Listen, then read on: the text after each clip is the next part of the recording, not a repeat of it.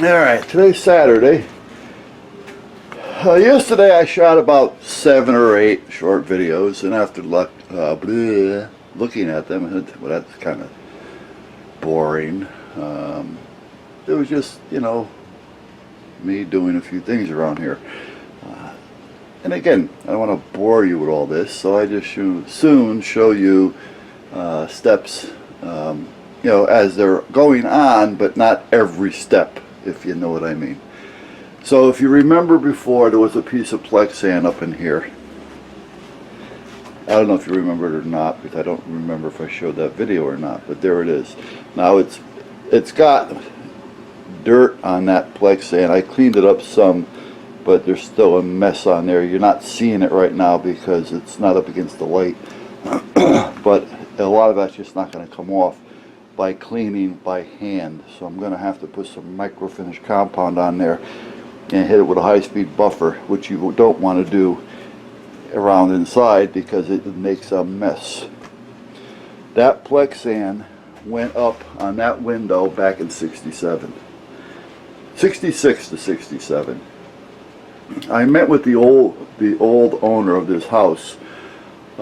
He wasn't at the closing because his wife had passed and they were both living in a convalescent home at the time. So once we moved in, he had stopped by to say hi and congratulations and such. And he was like 97 years old, and he's telling me the whole story on how he built the house and his times and his wife. And there's a bar a bar in the basement that his wife had built when he was working. And she was 87 years old when she built the bar downstairs. It's a little makeshift. I'll show it to you someday. And anyway, he was telling me that there was neighbors next door back in the 60s, 66, 67, and that they had a couple of teenage kids that were just terrors. They were only here for about a year or so before the neighborhood got a hold of the owner and said, you got to get them out of there because it's ridiculous, because they were breaking into things and stuff like that. So he put Plexan or whatever he can get at the time, and in this case it was the Plexan or plexiglass, I don't know exactly. It's about 1/4 inch or so. He put that up here because when that first started coming around, everybody said it was unbreakable. Well, it really isn't, but there it is. So he put that up in some of these windows that he wanted to be able to actually see out of. And then, well, you can't see it from here, but I've showed it before, out in front of my wood burner that I made, that heat exchanger thing.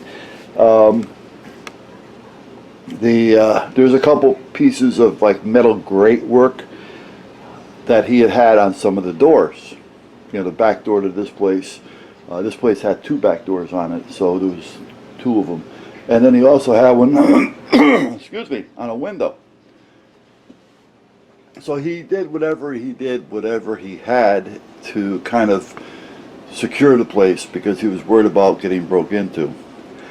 So that plexiglass or Plexan, whatever it is, went up on this window back in 66, 67.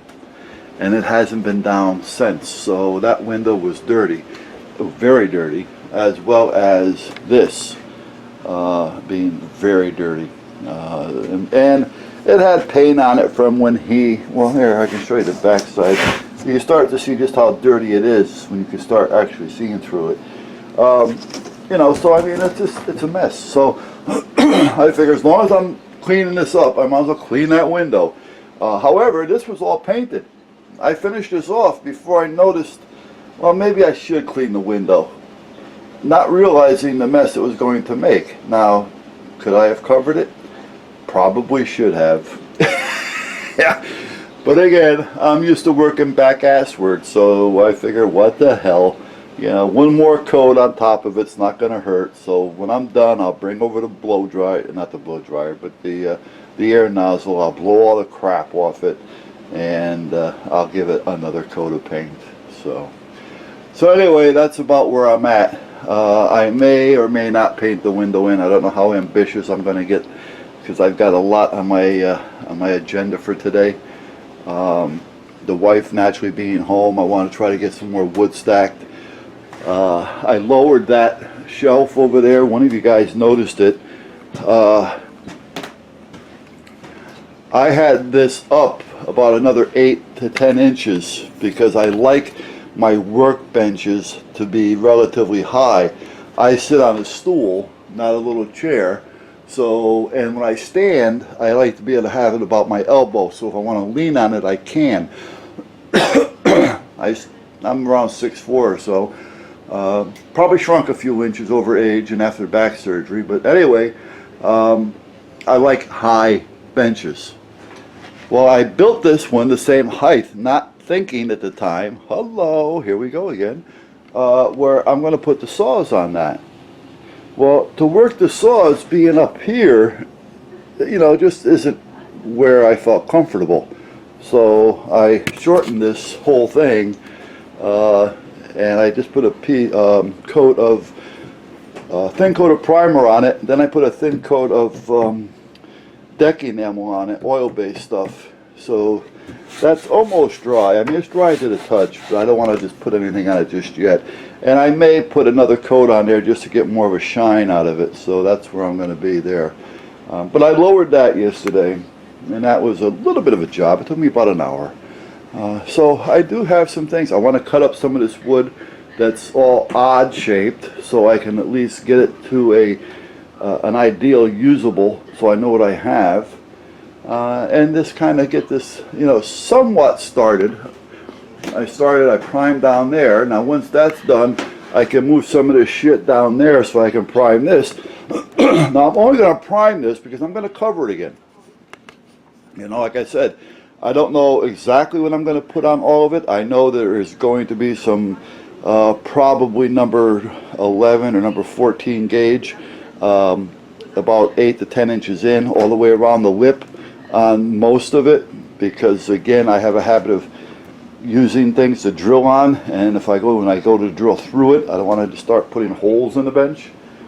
I am going to rebuild that bench under there that the old guy built when he lived here. Excuse me, I had just gotten up, so.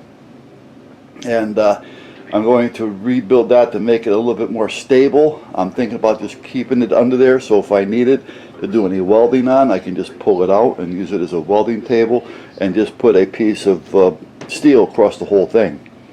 So that's another thought there. I got the junction box down there. Now I got to get up under there and get those wires all hooked up, seeing that I have everything so where it's working. I can put everything back in normal and put it away the way it's supposed to be. Get it up to code, and I'll have enough wire to where if I have to exchange the fan, I can. But there's no need for all that to be like that. So that's another thing I want to get today. What else? I want to get the wind turbine up, but apparently the blades are not going to be here until next week. And I wanted to heat shrink the rest of that out there. Because, you know, when it rains, there's still some pockets because it's not shrunk. And that's not going to be in until early next week. This is the torch that I was talking about. They use this for killing weeds. It's gas, propane. The hose had ruptured on this one, and I was going to buy a new hose. But they want like $15 for a new hose. You can buy the whole torch setup with 3 different size heads for $24. So I said, you know what, let me just buy the whole new thing over again. I'll keep this as a backup if I need it, or use this and keep the new ones as a backup. I have no idea, but meanwhile I'm waiting for that to come in because this gives a nice little flame for doing small shrink wrapping and things, as well as, you know, weed killing. So I'm waiting for that to come in. So next week is also going to be a bit of a busy week. Yesterday, I had to do a little bit of running around. Oh, that's right, I didn't post these. I deleted them all, right, because I felt that they were just too long. I'm going to start another video. I'll get back to you.